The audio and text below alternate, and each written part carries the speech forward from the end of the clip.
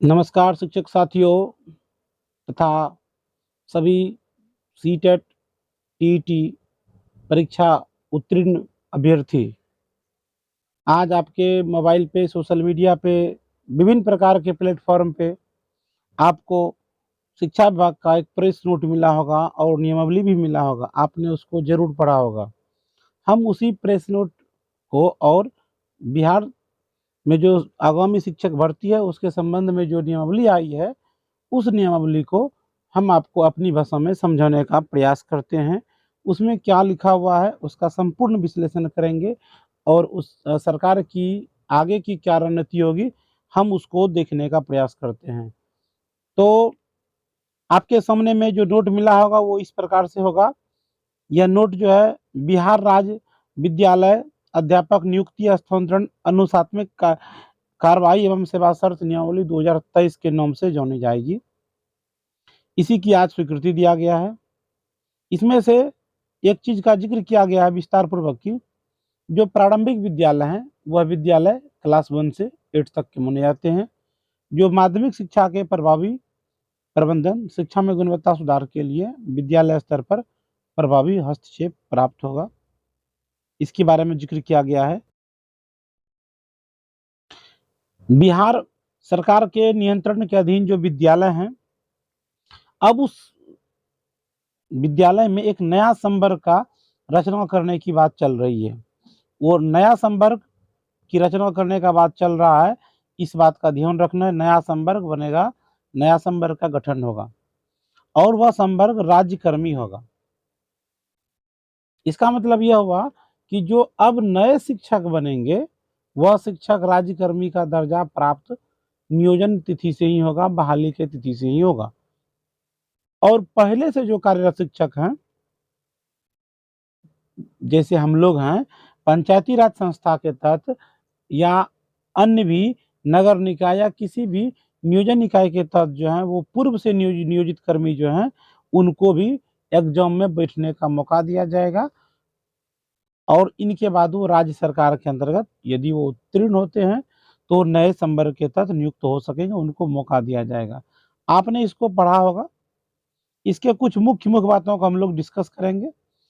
यह न्यूज आपने देखा होगा कि तेजस्वी यादव का बयान है, बिहार के उप मुख्यमंत्री का बयान है कि सभी की नियुक्ति बीपीएससी के माध्यम से किया जाएगा और इस अधिसूचना का जो नोटिफिकेशन का नंबर है वो 743 नंबर है।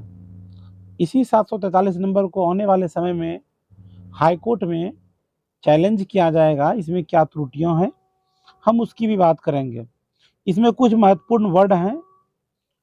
जब भी कोई नोटिफिकेशन निकलता है तो किस चीज़ को क्या कहा जाएगा उसकी कुछ डिफिनेशन होती है। उस डिफिनेशन का हर नियमावली में जिक्र किया जाता है। जैसे इस नियमावली का जो नाम होगा वह नाम क्या होगा, इसका उत्तर यहाँ पे लिखा हुआ है। यह नियमावली बिहार राज्य विद्यालय अध्यापक नियुक्ति हस्तांतरण अनुशासित कार्रवाई एवं सेवा शर्त नियमावली 2023 के नाम से जानी जाएगी। इसका विस्तार संपूर्ण राज्य में होगा। यह नियमावली पूरे राज्य के लिए लागू होगा और इस नियमावली यह नियमावली राजपत्र में प्रकाशित होने की तिथि से प्रवृत्त होगी, अर्थात लागू होगी। अर्थात आज से यह नियमावली लागू हो गया। इसमें कुछ डेफिनेशंस भी हैं। सरकार का मतलब है बिहार सरकार, सरकार का मतलब है बिहार सरकार। प्रशासनिक विभाग का मतलब है शिक्षा विभाग। प्रशासनिक विभाग का क्या मतलब होगा, शिक्षा विभाग। प्रशासनिक विभाग का ये मतलब होता है शिक्षा विभाग। और विद्यालय का अर्थ है बिहार सरकार के द्वारा संचालित या नियमित राजकीय या राजकीयकृत या प्रोजेक्ट करनी हो या राज्य के बुनियादी विद्यालय जो उत्क्रमित हो या नवस्थापित उच्च माध्यमिक विद्यालय हो, इस नियमावली के तहत आएंगे। प्राथमिक विद्यालय का मतलब है वह विद्यालय जहाँ क्लास 1 से क्लास 5 तक की पढ़ाई होती है। मध्य विद्यालय का मतलब है वह विद्यालय जहाँ क्लास 1 से 8 तक अथवा क्लास 6 से क्लास 8 तक की पढ़ाई होती है। प्रारंभिक विद्यालय का अर्थ हुआ विद्यालय जहाँ क्लास 1 से 8 तक, या क्लास 6 से 8 अथवा 1 से 5 तक की पढ़ाई होती है, उसे प्रारंभिक विद्यालय के नाम से भी जाना जाएगा। प्रारंभिक विद्यालय में 3 कैटेगरी आया, क्लास 1 से 5वीं प्रारंभिक विद्यालय है, क्लास 6 से 8वीं प्रारंभिक विद्यालय है, और 1 से 8 तक पढ़ाई कराने वाले विद्यालय भी प्रारंभिक विद्यालय की तहत आता है। माध्यमिक विद्यालय में, माध्यमिक विद्यालय का तात्पर्य है राजकीय, राजकीयकृत, प्रोजेक्ट कन्या विद्यालय, उच्च माध्यमिक विद्यालय, नव स्थापित माध्यमिक विद्यालय, उत्क्रमित माध्यमिक विद्यालय, जहाँ 10 तक की पढ़ाई होती है, कक्षा 10 तक की पढ़ाई होती है। उच्च माध्यमिक विद्यालय वह विद्यालय है जहाँ पे राजकीय हो, गवर्नमेंट हो, या राजकीयकृत हो, प्रोजेक्ट हो, या उच्च माध्यमिक विद्यालय हो, या नव स्थापित उच्च विद्यालय हो, या उत्क्रमित विद्यालय हो जहाँ +2 तक की पढ़ाई होती है। जिला परिषद का अर्थ है बिहार पंचायत राज अधिनियम 2006 के तहत जो जिला परिषद है, पंचायत समिति, बिहार पंचायत राज अधिनियम 2006 के तहत गठित पंचायत समिति। इसी प्रकार से ग्राम पंचायत है, नगर निकाय भी है। संवर्ग का मतलब होता है जिला स्तर का विद्यालय अध्यापक वर्ग का। ये पॉइंट आपको याद रखना है। हम अब जो नए शिक्षक बहाल होंगे, उस शिक्षकों का जो संवर्ग होगा वो विद्यालय संवर्ग कहलाएगा। ये बात आपको ध्यान में रखना है कि जो नया संवर्ग बनेगा, संवर्ग आपको याद रखना है कि संवर्ग के तहत जिला स्तर का विद्यालय अध्यापक का एक नया संवर्ग होगा। नियुक्ति प्राधिकार का क्या अर्थ है? जिला का जिला शिक्षा पदाधिकारी नियुक्ति प्राधिकार है। नियुक्ति प्राधिकार डीओ साहब होंगे। अनुशासिक प्राधिकार का मतलब है आपके ऊपर यदि अनुशासनात्मक कार्रवाई किया जाए तो जो प्राधिकार नियुक्ति जो जिसके माध्यम से आपकी बहाली होगी वही आपका अनुशासिक प्राधिकार भी होगा।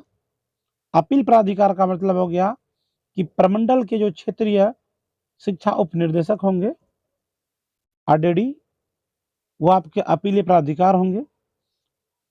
और मूल बात यह है कि विद्यालय अध्यापक का क्या मतलब होगा, विद्यालय अध्यापक से क्या अभिप्रेरित है। इस नियमावली के तहत यानी 1 से 5 में नियुक्त होने वाले मूल कोटि के विद्यालय अध्यापक, जिसे आज तक हम लोग नियोजित शिक्षक कह रहे थे, अब वह विद्यालय अध्यापक के नाम से जाने जाएंगे। यह पॉइंट नोट करने लायक है। जिसे आज तक हम लोग नियोजित शिक्षक कहते थे, वह आपका विद्यालय अध्यापक के नाम से जाना जाएगा। इसी प्रकार से क्लास 6 to 8 में जो नियोजित स्नातक ग्रेड के शिक्षक थे, अब उनका जो कोटि होगा आपका स्नातक कोटि के विद्यालय अध्यापक के नाम से जाने जाएंगे। इसी प्रकार से 6, 9 to 10 और 11 से 12 तक जो स्कूल होंगे, उसी तरह से +2 स्कूल के अध्यापक कहलाएंगे। कुछ विशेष विद्यालय का मतलब हो गया हाई स्कूल या इंटर स्कूल, प्रारंभिक विद्यालय जहाँ विशेष आवश्यकता वाले बच्चे पढ़ेंगे। प्रधानाध्यापक का मतलब हो गया बिहार सरकार के अंतर्गत जो माध्यमिक विद्यालय में या 2021 के नियमावली के तहत या इसके पूर्व बिहार शिक्षा सेवा नियमावली 2014 के तहत, बिहार राज्य के माध्यमिक विद्यालय सेवा अधिनियम 1983 के तहत, विभिन्न वर्षों में संशोधित जो प्रधानाध्यापक कैडर के टीचर हैं उनके बारे में। प्रधान शिक्षक प्रारंभिक विद्यालय के बीपीएससी के माध्यम से जो शिक्षक बहाल होंगे उसको प्रधान शिक्षक कहा जाएगा। पूर्व से नियुक्त पंचायती राज संस्था, नगर निकाय संस्था के अंतर्गत नियुक्त शिक्षक यानी कि जो पहले से नियोजित किए गए हैं 2006, 2010 या 2005 वाले, या बाद में फिर 2012 के बाद टीटी का जब नियमावली लग गया था तो उसके बाद फिर तीसरे चरण वाले शिक्षक और बाद में उर्दू टीटी वाले शिक्षक, सभी शिक्षकों को इसमें शामिल किया गया है। इनके बाद विभिन्न प्रकार की परिभाषा को यदि हम इसको इग्नोर करते हैं, इसके आगे बढ़े तो इसमें आपको एक चीज ध्यान रखना होगा। तीसरा पॉइंट में लिखा है संवर्ग का गठन। संवर्ग का गठन के बारे में लिखा है कि यह शिक्षा विभाग के नियंत्रण होगा, नियंत्रणाधीन होगा जो कि राजकीय बुनियादी विद्यालय, प्रोजेक्ट कन्या विद्यालय का जो विद्यालय अध्यापक का एक संवर्ग होगा, उन संवर्गों के बारे में जिक्र किया गया है। विद्यालय अध्यापक का संवर्ग होगा। प्राथमिक और मध्य विद्यालय के मूल कोटि और स्नातक कोटि के विद्यालय शिक्षक होंगे। 2 कोटि के होंगे। प्रारंभिक विद्यालय में मूल कोटि कहलाएंगे और जहाँ पे मिडिल स्कूल में, मध्य विद्यालय में पढ़ाई होती है उसको स्नातक कोटि के विद्यालय अध्यापक के नाम से जाना जाएगा। और ये दोनों अलग अलग संवर्ग होंगे और यह संवर्ग भी जिला स्तर का होगा। इसमें सबसे इंपॉर्टेंट बात यह कहा गया है कि विद्यालय अध्यापक का सभी पद सीधी नियुक्ति से भरे जाएंगे। यह बहुत बड़े मार्केबल बात बताया गया है। विद्यालय अध्यापक का जो पद होंगे, जो 2019 के दिसंबर से सीटेट पास करके बैठे हुए हैं, कोरोना काल के बाद जो सीटेट का एग्जाम हुआ है, सब विद्यार्थी लोग टीटी पास करके बैठे हैं, सीटेट पास करके बैठे हुए हैं। इन सभी की नियुक्ति या जो पहले से नियुक्त शिक्षक हैं, 2013 वाले, 13-14 बैच वाले या 16 बैच वाले या हाल ही फिलहाल में छठा चरण में नियुक्त होने वाले जो शिक्षक हैं, इन सभी शिक्षकों को यदि आप मूल कोटि के शिक्षक बनना चाहते हैं, राज्य सरकार के कर्मचारी बनना चाहते हैं, तो आपको बिहार सरकार का इस एग्जाम में बैठना पड़ेगा और वो सीधी नियुक्ति के तहत बढ़े जाएंगे। इसमें आपको कुछ नियमावली की भी चर्चा कर दिया है कि विस्तार पूर्वक से, जो हम लोग पहले चिंता कर रहे थे डोमिसाइल नीति लागू हो गया नहीं, इसमें स्पष्ट लिखा है कि विद्यालय अध्यापक के पद पर नियुक्त होने वाले शिक्षकों की अहर्ता निम्नवत होगी, अर्थात उसके कुछ कंडीशंस हैं। पहला कंडीशन यह है, वह भारत का नागरिक हो, बिहार राज्य का अस्थायी निवासी हो, मूल निवासी हो। अर्थात बिहार के बाहर के जो भी लोग हैं, जो बिहार के अस्थायी निवासी नहीं है, वह इस फॉर्म को भरने के लिए एलिजिबल नहीं है। दूसरा कंडीशन है, विद्यालय अध्यापक के पद पर नियुक्त होने के लिए जो बेसिक ट्रेनिंग है, टीचर ट्रेनिंग है, बीएड है, डीएलएड है, संबंधित कोर्स, आपको संबंधित डिग्री आपके पास ये होनी चाहिए। तीसरा कंडीशन है, राज्य सरकार के द्वारा या केंद्र सरकार के द्वारा समय समय पर जो टीटी एग्जाम लिया जाता है वह क्वालिफाई हो। 2012 से पहले जो नियुक्त हो चुके हैं शिक्षक, जो पहले से नियुक्त हैं और अभी वर्तमान में विभिन्न विद्यालय में कार्यरत हैं, बेसिक ग्रेड के सभी शिक्षक हैं, उन शिक्षकों के लिए टीटी क्वालिफाई होना, उत्तीर्ण होना अनिवार्य नहीं है, कंपलसरी नहीं किया। शेष सभी के लिए तृतीय चरण, चतुर्थ चरण, पंचम चरण या छठे चरण के जो भी शिक्षक हैं, चाहे एनआईएस डीएलएड वाले हों, छठे चरण के शिक्षक हों या उर्दू शिक्षक हों या 13-14 में बहाल होने वाले बेसिक ग्रेड के स्नातक ग्रेड के शिक्षक हों, सभी के लिए टीटी कंपलसरी कर दिया गया है। इनके बाद विषय विशेष के जो अलग से अहर्ता निर्धारण करने के लिए सरकार का कहना है कि हम अलग से एक नियमावली विभाग के द्वारा समय समय पर मार्गदर्शन के रूप में निकाल दिया जाएगा। आयु के बारे में कुछ बात लिखा हुआ है। प्राथमिक एवं मध्य विद्यालय में विद्यालय अध्यापक की नियुक्ति के लिए जो नियुक्त होंगे शिक्षक, उनकी न्यूनतम आयु 18 वर्ष होनी चाहिए, यह तो पहले से ही है। और अधिकतम आयु सीमा राज्य सरकार के द्वारा जो निर्देश में जारी किया गया है उनके तहत होगी। और नियुक्ति वर्ष की 1 अगस्त की तिथि को ये +2 स्कूल के लिए है। हाई स्कूल या +2 में जब आप नियोजित शिक्षक बनेंगे तो आपकी न्यूनतम आयु, मिनिमम एज 21 ईयर होनी चाहिए और अधिकतम आयु राज्य सरकार के द्वारा, सामान्य प्रशासन विभाग के द्वारा जो फॉर्मेट जारी किया गया उसके अनुसार आपकी उम्र की गणना होगी। इसमें आरक्षण की बात है, सरकार के द्वारा जो आरक्षण दिया जाता है उस आरक्षण का पालन किया जाएगा। और विद्यालय अध्यापक के लिए प्रत्येक विषय में न्यूनतम 50% महिला अभ्यर्थी की नियुक्ति की जाएगी। विषम संख्या रहने पर अंतिम पद महिला अभ्यर्थी के लिए चिन्हित किया जाएगा। अंतिम पद महिला अभ्यर्थी के लिए चिन्हित किया जाएगा।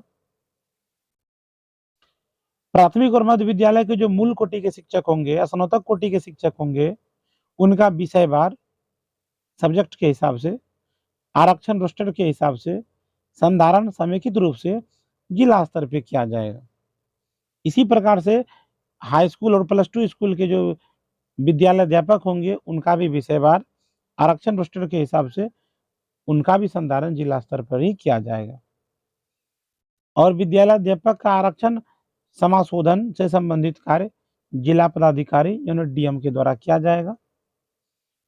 इस नियमावली को लागू होने के बाद प्रथम समव्यवहार में विद्यालय अध्यापक के पद पर नियुक्ति के लिए आरक्षण बिंदु 1 से रोस्टर प्रारंभ किया जाएगा।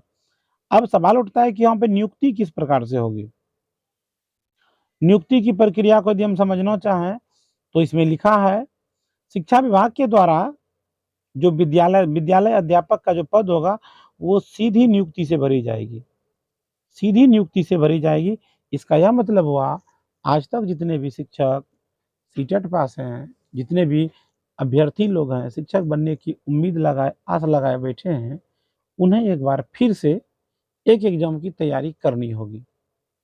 आज तक जो आप सीटेट पास करके बैठे हुए हैं और आप जो उम्मीद लगा रहे थे कि 7वें चरण की बहाली शुरू होगी और हमको कोई एग्जाम नहीं देना पड़ेगा, 60-40 का रेशियो लगेगा या पुराने तरीके से होगा, तो वह सब सपना आपका टूट गया। आप उसको छोड़ दीजिए, सीधी नियुक्ति की तैयारी में आप लग जाइए। दूसरा, फिलहाल कोई उपाय नहीं है। शिक्षा विभाग के द्वारा जो विद्यालय अध्यापक का पद होगा उस पर सीधी नियुक्ति होगी। सीधी नियुक्ति का मतलब है आप एक कंपटीशन और फेस करना पड़ेगा। जिला स्तर पर जो रिक्त पद हैं उसका गणना रोस्टर क्लियरेंस के साथ ही आरक्षण कोटिवार अधियाचना आवश्यकता अनुसार आयोग को भेजी जाएगी, बीपीएससी को भेजी जाएगी। दूसरा कंडीशन लिखा है कि सीधी भर्ती के लिए अधियाचनाओं के आलोक में जितना यहाँ से डिमांड किया जाएगा शिक्षकों के रिक्ति के बारे में, उस रिक्ति के हिसाब से विज्ञापन बीपीएससी जारी करेगा और आयोग के द्वारा विज्ञप्तित आवेदन में विद्यालय अध्यापक अभ्यर्थी की योग्यता से संबंधित आपसे ऑनलाइन फॉर्म लिया जाएगा और वो फॉर्म जो है स्वघोषणा के आधार पर लिया जाएगा। स्वघोषणा का अर्थ यह हो गया कि आपसे डॉक्यूमेंट कुछ भी नहीं लिया जाएगा, आप ऑनलाइन फॉर्म भरेंगे। फॉर्म भरने के बाद आपके सेल्फ डिक्लेरेशन के आधार पे आपको एग्जाम में बैठने का मौका दिया जाएगा। उनका जो कट ऑफ होगा उस कट ऑफ को आप टच करेंगे, कट ऑफ को पार करेंगे तो आपकी उम्मीदवारी का मूल्यांकन किया जाएगा। परीक्षा के लिए जो सिलेबस है, निर्धारण है, वो प्रशासनिक विभाग के परामर्श से किया जाएगा, अर्थात शिक्षा विभाग से सलाह लेके बाद में इसको डिस्क्लोज किया जाएगा और इसी आलोक में परीक्षा का आयोजन भी किया जाएगा। चाहे प्रश्न पत्र का फॉर्मेट हो, उत्तर पुस्तिका का मूल्यांकन हो या उत्तर पुस्तिका का मूल्यांकन हो या परीक्षा फल का प्रकाशन आयोग के द्वारा किया जाएगा। इनके बारे में प्रशासनिक विभाग के परामर्श से किया जाएगा, ये बाद में किया जाएगा। परीक्षा के पैटर्न के बारे में यदि बात किया जाए, परीक्षा के पैटर्न के बारे में तो आयोग के द्वारा किया जाएगा। आवश्यकता अनुसार शिक्षा विभाग से सलाह लेके, परामर्श लेके भी यह जारी किया जाएगा। इसी प्रकार से इस परीक्षा के लिए अर्हता नियत करने का विवेकाधिकार आयोग को होगा। कोई भी अभ्यर्थी इस नियमावली के अंतर्गत अधिकतम 3 बार परीक्षा में भाग ले सकेगा। इसका क्या अर्थ हुआ? इसका सीधा सा अर्थ है, इसका सीधा सा अर्थ होगा, इसका आप क्या अर्थ समझ पा रहे हैं? इसका सीधा सा अर्थ है, यदि आप सीटेट पास हैं, यदि आप नियोजित शिक्षक हैं, आप पहले से आपके पास बीटेट, सीटेट, कई बार आप सीटेट दिए हैं, आपके पास सीटेट की कई डिग्रियां हैं, तो वह सब आप आराम से अब रख दीजिए। आपको एक नए एग्जाम में आना है, 3 चांस आपको एग्जाम में बैठने का मौका दिया जाएगा। अभी के नोटिफिकेशन के हिसाब से बाद में सरकार कुछ और निर्णय ले ले, वो अलग बात होगी। लेकिन अभी तक जो नियमावली है, आज का जो लेटेस्ट नियमावली है, इस नियमावली को लागू होते ही इसमें जो बातें लागू की गई है वही बातें मान्य होगी, पुरानी बातें मान्य नहीं होगी। 3 बार आपको एग्जाम में बैठने का मौका दिया जाएगा, 3 टाइम्स। आयोग के द्वारा जो संचालित परीक्षा होगी, परीक्षा के आधार पर अनुशंसा किया जाएगा नियुक्ति के संबंध में। नियुक्ति का अधिकार तब तक नहीं प्रदान करेगा जब तक कि आपके प्रमाण पत्रों की जांच प्रशासनिक विभाग संतुष्ट नहीं हो जाए कि आपका विद्यालय अध्यापक के पद पर नियुक्ति के लिए आप सभी दृष्टिकोण से उपयुक्त हैं। जो पहले से नियोजित शिक्षक हैं, कार्यरत शिक्षक हैं, नियुक्त एवं कार्यरत शिक्षक हैं, नियमावली में जो 7वां पॉइंट में हम लोग डिस्कस किए, वो सारे कंडीशन हमारे लोगों पे भी लागू होगा। इसका तो यह भी मतलब हो गया, हम लोग इतना दिन 2013 से जो सरकार को सेवा दिए, सरकार के विद्यालयों को हम बच्चों के बीच जो सेवा प्रदान किए, इस सेवा की गणना कुछ नहीं हुआ। हमें नए विद्यार्थी के साथ बैठ के कंपटीशन फेस करना पड़ेगा। हमारे लिए कोई छूट या रिलैक्सेशन की बात नहीं हुई है, हमारे लिए कुछ भी अलग से डिपार्टमेंटल एग्जाम लेने की बात नहीं हुई है। हमको पूरे बिहार के सभी सीटेट, बीटेट उत्तीर्ण अभ्यर्थी के साथ हमें कंपटीशन करना पड़ेगा। उस कंपटीशन में यदि हम सीट बनाते हैं, जगह बनाते हैं, तो वो हमारी ऑन मेरिट होगी, न कि विभाग के द्वारा मुझे कोई अतिरिक्त लाभ दिया गया।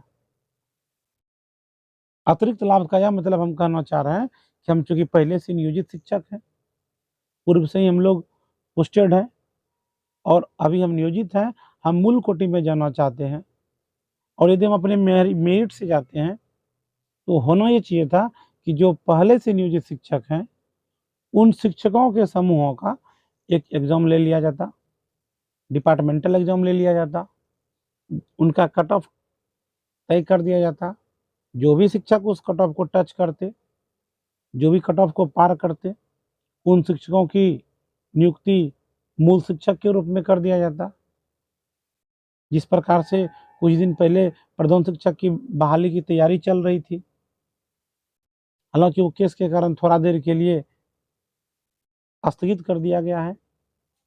जिस प्रकार से प्रधान शिक्षक मूल कोटि के पद के होंगे, उसी प्रकार से जो पहले से नियोजित शिक्षक हैं, उनको मूल कोटि का शिक्षक बनने के लिए एक डिपार्टमेंटल एग्जाम लिया जा सकता था, न कि सीटेट बीटेट अभ्यर्थी के बीच में हम लोगों को उनके साथ एक खुला कंपटीशन, खुली प्रतियोगिता में दौड़ने के लिए कहा जाता।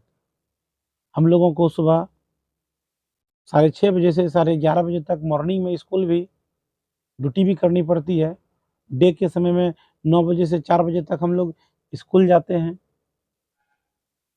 और इसके पूर्व भी हमें स्कूल जाने के पूर्व भी विभिन्न प्रकार के हमें टीएलएम बनाने पड़ते हैं, तैयारी करनी पड़ती है और ट्रेवलिंग टाइम भी लगता है, जाने आने का समय भी लगता है। इनके अलावा भी हम लोगों के पास घर परिवार में समय देने का समय बचता ही नहीं है। कुल मिला के यह कहना चाह रहे हैं कि नियोजित शिक्षकों के लिए पढ़ने का समय नहीं बचता है, जबकि जो सीटेट बीटेट अभ्यर्थी हैं वह पूरी तरह से खुला है। वह सुबह से लेकर शाम तक जब भी है, जहाँ भी है, वहाँ से वो पढ़ सकता है, स्टडी कर सकता है और मुझे उनके साथ कंपटीशन करने के लिए कह दिया गया है। हमारे साथ बहुत से ऐसे लोग हैं जो इस कंपटीशन को यदि करेंगे तो हो सकता है वो पिछड़ भी जाएं। कुछ पुराने लोग हैं, एक तरह से इस पॉइंट पे लाके सरकार हम लोगों को सच कहें तो बेइज्जत कर रहा है, या इसको हम चैलेंज के रूप में लेते हैं। सरकार हमको चैलेंज कर रहा है, हम आपके लिए टफ नियम बनाए, तुम एग्जाम पास करके दिखाओ, तब तुमको मूल कोटि का शिक्षक बनाएंगे। या एक तरह से सरकार हम लोगों को चुनौती दे रहा है। लेकिन चुनौती स्वीकार करने वाले बिहार में कितने % शिक्षक होंगे? जो पुराने शिक्षक होंगे, अधिकांश लोग उस चुनौती को स्वीकार नहीं करेंगे। हो सकता है हमारे साथ में बहुत से लोग ऐसे होंगे जो उस चुनौती को स्वीकार नहीं करेंगे, नहीं कर सकेंगे, क्योंकि जहाँ खुली दौड़ होगी और जो नए जनरेशन के बच्चे हैं इनके पास टेक्निकल ज्ञान भी अधिक है। कुल मिला के हम यह कहना चाह रहे हैं कि हम लोगों की परीक्षा डिपार्टमेंटल एग्जाम लिया जा सकता था और इससे एक अलग ही कोटि बना के या इसी कोटि में हमको शामिल किया जा सकता था। प्रमाण पत्रों की जांच एक डिपार्टमेंटल जांच होती है, छठे चरण की भी जांच हो रही है और तरह तरह के नियम कायदे बनाते रहते हैं। और परिवीक्षा की अवधि, परिवीक्षा प्रोबेशन पीरियड जो होता है वो 2 साल का माना जाता है। इसका यह भी मतलब है जिस वक्त आप योगदान करेंगे उस डेट से, ज्वाइनिंग डेट से 24 महीनों अर्थात 2 साल आपकी परिवीक्षा अवधि होती है, प्रोबेशन पीरियड होता है। इस दौरान यदि आपका ड्यूटी, आपका कर्तव्य संतोषजनक नहीं पाया जाता है तो आपको 1 वर्ष तक विस्तार दिया जाएगा। यदि उस विस्तार की अवधि में भी आप संतोषजनक रिजल्ट नहीं देते हैं तो नियुक्ति प्राधिकार अर्थात जो डीओ साहब हैं उनके द्वारा विद्यालय अध्यापक की सुनवाई का एक अवसर देते हुए उन्हें सेवा मुक्त कर दिया जाएगा। अर्थात यहाँ भी भ्रष्टाचार का एक लूप छोड़ दिया गया है। प्रोबेशन पीरियड में विद्यालय अध्यापक को वित्त सांस्थिक या अन्य प्रशिक्षण सफलतापूर्वक पूरा करना होगा। प्रशिक्षण का कैलेंडर पाठ्यक्रम विभाग के द्वारा अलग से निर्धारित किया जाएगा। प्रोबेशन पीरियड, इस प्रोबेशन पीरियड में यह क्लियर नहीं है, कुछ बातों को जो हम लोग पहले से जानते हैं वह जान लीजिए। प्रोबेशन पीरियड में आपको ग्रेड पे का लाभ नहीं दिया जाएगा। प्रोबेशन पीरियड में ग्रेड पे का लाभ नहीं दिया जाता है बिहार के शिक्षा विभाग में। अन्य विभाग में दिया जाता है, लेकिन जो आपका ग्रेड पे है वह ग्रेड पे से आपको 24 महीनों यानी 2 साल के लिए वंचित रखा जाता है। आप पहले से क्यों नहीं ट्रेंड हैं फिर भी। संपुष्टि का मतलब है आपका सर्विस परिवीक्षा अवधि संतोषजनक पूरा करने, प्रशिक्षण सफलतापूर्वक पूरा करने और प्रशिक्षणिक शैक्षणिक प्रमाण पत्रों की जांच होने पर सेवा संपुष्टि की जा सकेगी। सीधा सा अर्थ है, यदि आपकी सर्विस 2 साल पुरानी हो गई, आप 24 महीना ड्यूटी कर लिए तो आपकी सेवा संपुष्टि में होने जाती है। प्रोबेशन पीरियड आपका समाप्त होता है, वहां से आप सेवा संपुष्ट शिक्षक माने जाते हैं। वरीयता सूची, सीनियरिटी का जो लिस्ट है वह तो सामान्य लिस्ट है। जो पहले योगदान किए हैं बेसिक ग्रेड में, जो पहले योगदान किए हैं वो सीनियर होंगे, जो बाद में योगदान किए हैं वो जूनियर होंगे। स्नातक ग्रेड बेसिक ग्रेड से सीनियर होंगे। स्नातक ग्रेड सेम ग्रेड में जो पहले योगदान किए हैं वो सीनियर होंगे, जो बाद में योगदान किए हैं वो जूनियर होंगे। ट्रांसफर के बारे में कुछ बातें हैं। जो विद्यालय अध्यापक का पद है ये स्थानांतरणीय है, ट्रांसफरेबल है। मंत्रिमंडल, सचिवालय विभाग, प्रशासनिक विभाग के द्वारा ट्रांसफर के समय समय पर दिशा निर्देश के आलोक में ट्रांसफर की कार्रवाई संवर्गीय पद पर नियुक्ति प्राधिकार के द्वारा किया जाएगा। जो नियुक्ति प्राधिकार है, जो डीओ साहब हैं उनके द्वारा ट्रांसफर किया जा सकेगा। विद्यालय अध्यापक का जो अंतर जिला ट्रांसफर ऐच्छिक, प्रशासनिक, शैक्षणिक दृष्टिकोण से हो सकेगा। यानी कि आपका जो ट्रांसफर होगा वो 3 कंडीशन पे भी लागू हो सकेगा। ऐच्छिक, प्रशासनिक और शैक्षणिक दृष्टिकोण से महिला लोगों को, विकलांग लोगों को सर्वोच्च प्राथमिकता दिया जाता है। प्रशासनिक दृष्टिकोण से दंडात्मक कार्रवाई के रूप में भी आपको नजदीक से उठा के कहीं दूर भेज दिया जाए, या शैक्षणिक दृष्टिकोण से अर्थात यदि आप एक अच्छे क्वालिफाइड टीचर हैं, आप विद्यालय को अच्छे से संचालन करते हैं और अपने पोषक क्षेत्र को सबसे सुंदर बनाते हैं, विद्यालय का सर्वांगीण विकास करते हैं, तो आपके अच्छे काबिलियत के आधार पे आपको एक नई जगह पे जो पिछड़ा क्षेत्र है, जहाँ पे शैक्षणिक दृष्टिकोण का अभाव है, वहाँ पे आपको डाल के वहाँ भेज के विद्यालय में आपको विद्यालय के विकास में, बच्चों के विकास में आपका सहयोग लिया जाएगा। लेकिन इनमें है कि ट्रांसफर के बारे में जो प्राथमिक और मध्य विद्यालय के सक्षम प्राधिकार होंगे वो डायरेक्टर प्राइमरी एजुकेशन होंगे। प्राइमरी एजुकेशन के स्तर से ही ट्रांसफर का लिस्ट बनेगा, वही इसके सक्षम प्राधिकार होंगे। अनुशासनिक कार्रवाई जो विभिन्न प्रकार की नियमावली के तहत होती है। सेवा शर्त के तहत यहाँ पे यह स्पष्ट नहीं क्लियर किया है कि बीपीएससी के माध्यम से जब एग्जाम लिया जाएगा तो उसका मूल वेतन कितना होगा। हम आपको याद दिला देते हैं, जो बीपीएससी से प्रधान शिक्षक बनेंगे उनका मूल वेतन 30,500 रुपया रखने की बात की गई है। यह अपने आप में संतोषजनक नहीं है। बीपीएससी स्तर से जो एग्जाम होती है उसमें मूल वेतन ग्रेड पे 4200 का होता था और इसमें कोई ग्रेड पे ही नहीं है। यदि ग्रेड पे है तो उसका क्या स्पष्ट दिशा निर्देश कुछ नहीं है। डायरेक्ट मूल वेतन का जिक्र कर दिया गया है कि प्रधान शिक्षक बनेंगे तो आपका मूल वेतन 30,500 होगा। यह प्रधान शिक्षक का होगा। अब प्रधान शिक्षक तो ये बन नहीं रहे हैं, ये मूल कोटि के बेसिक ग्रेड के टीचर बन रहे हैं, तो इनका मूल वेतन कितना होगा?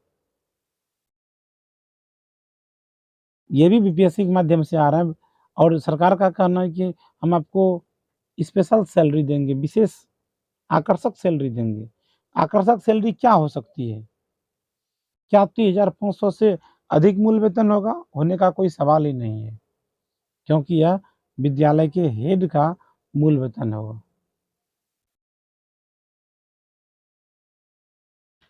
अनुकंपा के आधार पे यदि किसी शिक्षक की मृत्यु हो जाती है तो उसके जो उत्तराधिकारी होंगे, उस उत्तराधिकारी के शैक्षणिक योग्यता के आधार पे यदि वो पहले से टीईटी पास हैं, ट्रेनिंग किए हुए हैं, टीईटी पास हैं, तो अनुकंपा के आधार पर उन्हें नियोजित शिक्षक बनाया जाएगा। यानी कि अब तो नियोजित नहीं कहिए कि जो मूल कोटि के शिक्षक बनाए जाएंगे। यदि आप उत्तराधिकारी टीईटी पास नहीं है, ट्रेनिंग नहीं किया हुआ है, तो ब्लॉक में या विद्यालय में मानदेय के आधार पे आपको बहाल किया, आपके उत्तराधिकारी को भविष्य में बहाल किया जाएगा, अनुकंपा का लाभ दिया जाएगा। आचार संहिता जो एक शिक्षकों का गुण होना चाहिए, उन गुणों को लिखा है, आप इसको पढ़े ही होंगे। शिकायत और अपील के बारे में अब इस नियमावली के बाद हम लोग इस जगह इस निष्कर्ष पर पहुंचे हैं कि इस नियमावली का जो लेटर नंबर है 743 है और आज की डेट में यानी कि 10/4/2023 के तहत ये लेटर जारी किया गया है। अब सवाल उठता है कि इससे किनको फायदा होगा, हम उनके बारे में थोड़ा जिक्र करना चाहते हैं। फायदा होगा किनको? जो नए बच्चे हैं उनको लगातार पढ़ना पड़ेगा, इसमें कोई दो राय नहीं है। आने वाले समय में केवल पढ़ने वाले और पढ़ाई में इंटरेस्ट रखने वाले लोगों की ही नियुक्ति हो सकेगी। जो शिक्षक शिक्षिका बनना चाहती है, जिनमें लगातार बच्चों के प्रति और तकनीकी ज्ञान के प्रति अपनी समझ नहीं है, तो वो इस दौर में पीछे हो जाएंगे। सीधी नियुक्ति के लिए आपको तैयार रहना पड़ेगा। यदि कम शब्दों में कहें तो नियोजित शिक्षक जो पहले से हम लोग के जैसे शिक्षक हैं, हम लोगों को कोई फायदा नहीं हुआ है। हालांकि तेजस्वी यादव ने कहा था कि 3 लाख शिक्षकों की नियुक्ति होगी, राज्यकर्मी का दर्जा दिया जाएगा, आकर्षक वेतन दिया जाएगा। यह स्पष्ट नहीं है। अब नियोजित शिक्षक के पास विकल्प क्या बचा हुआ है? यदि हम सरकार की तरफ से देखें तो सरकार ने हम लोगों के साथ बहुत बड़ा धोखा किया है। महागठबंधन सरकार ने घोषणा पत्र में लिखा था हम पुराना वेतनमान देंगे, पुराना पेंशन भी लागू करेंगे, लेकिन ऐसा कुछ भी नहीं है। अब यूँ तो पुराने शिक्षकों को, पहले से शिक्षकों को जवान शिक्षकों के साथ कंपटीशन करना पड़ेगा। कहाँ नए लड़के दौड़ेंगे, कहाँ बूढ़ा दौड़ेगा। और उसमें भी कह दिया गया है कि जो क्वालिफाई करेंगे सीधी नियुक्ति के तहत उन्हें ही मूल कोटि का शिक्षक माना जाएगा। विभिन्न प्रकार के संगठन की तरफ से भी विरोध दर्ज करने की बात चल रही है और इस नियमावली में संशोधन करके जो पहले से बाल हम लोग शिक्षक हैं, हम लोगों को राजकर्मी का दर्जा दे देता या जिला संवर्ग का शिक्षक बना देते। लेकिन जिस प्रकार का माहौल देख रहे हैं, इस प्रकार के माहौल से आने वाले समय में शिक्षकों के लिए बहुत ही कठिन होने वाला है। शिक्षक कोर्ट में केस लड़े या सड़क पर उतर के आंदोलन करे, लेकिन यदि सरकार ने हमको चैलेंज किया है तो उस चैलेंज को हम स्वीकार करते हैं, हम उसके चैलेंज को एक्सेप्ट करते हैं। वो एग्ज़ाम कुछ भी ले, एग्ज़ाम देने के लिए हम सब तैयार हैं। लेकिन यदि सरकार थोड़ा हम लोगों को राहत देता तो यह ऑप्शन होता कि हम लोगों का डिपार्टमेंटल एग्ज़ाम ले लेता, वह बेहतर होता। हमारे चैनल पे जो नए हैं उस चैनल को सब्सक्राइब करें, आपको इसी प्रकार के नए-नए अपडेट मिलते रहेंगे। मिलते हैं अगले वीडियो में, तब तक के लिए जय हिंद, जय भारत।